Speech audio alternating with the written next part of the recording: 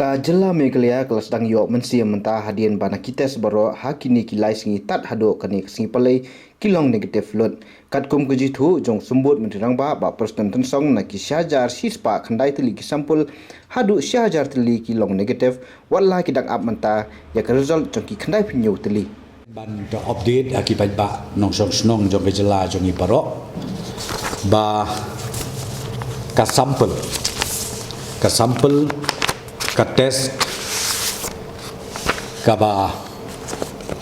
miladep le ko mga ong epi ka number ka dikaju ko menin ya ke sampel kadang ne akum ju tenang ta ya ka bala test pada ya ke ba ngiyo ya ke result kalong 1000 ngilayo ya ke result nomor menin number kalong tang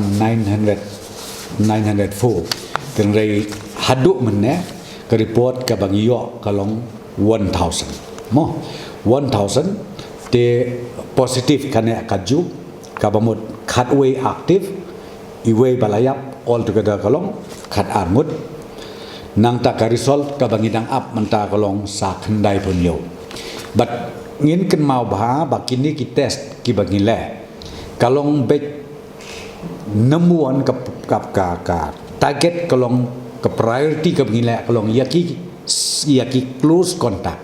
ke bangi ong ki primary but katu kan niru yaki bidai close ka bahap haka secondary contact te ka ba ngasngau tenat ban pentip sepi kalong ba hadu mentakasni kane ka test ka bangi kalong baro negative dan manu-manur badon bayo positif kata kadai ka ba nengkong nang ta kitu ki tiar kitaru kinlong kumju ki bangilaya yu ketu ka bangla report menin desni kalong kumju kana kumju